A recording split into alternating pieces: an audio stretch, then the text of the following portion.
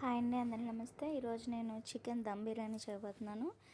దీంట్లో చికెన్కి ముందుగా ఉప్పు పసుపు వేసి కడుగున్న తర్వాత చికెన్లోకి అల్లం వెల్లుల్లి పేస్టు, ఉప్పు పసుపు కారం, ధనియాల పొడి, జీలకర్ర పొడి, గరం మసాలా అన్నీ వేసి కొంచెం ఆయిల్ పెరుగు కూడా వేసి మ్యాగ్నేట్ చేసుకోవాలండి.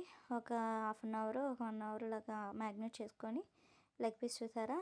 తర్వాత పొయ్యి మీద ఇంకొక వెడల్పైనది అడుగు మందమైన కళాయి పెట్టుకొని దాంట్లోకి ఆయిల్ నెయ్యి వేసి బిర్యానీ మసాలాలు వేసిన తర్వాత పక్కన నేను ఆనియన్స్ వేపి పెట్టుకున్నానండి, ఫ్రైడ్ ఆనియన్స్. తర్వాత ఆనియన్స్ పచ్చిమిరపకాయలు వేసి వేగిన తర్వాత పుదీనా కొత్తిమీర రెండు సన్నగా తరిగి టమాటాలు కూడా వేసి కొంచెం ఉప్పు వేసి మగ్గపెట్టిన తర్వాత మనం ముందుగా మ్యాగ్నేట్ పెట్టుకున్న టమాటాలు అవి మగ్గిపోయిన తర్వాత మనం ఏదైతే కలిపి పెట్టుకున్నామో చికెన్ మ్యాగ్నేట్ చేసి అది వేసి అడుగు నుంచి కలిపానండి.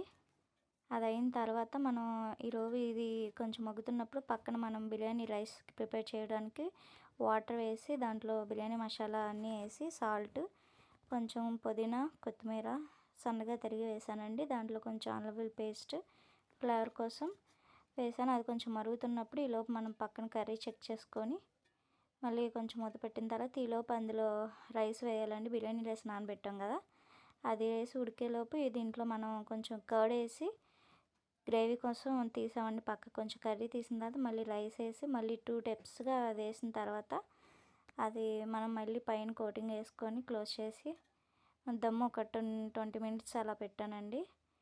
దమ్ పెట్టి తీసిన తర్వాత టేస్ట్ చాలా బాగుందండి. మీరు ట్రై చేసి చెప్పండి. నా ఛానల్ని సబ్స్క్రైబ్ చేసుకోండి. Thank you all.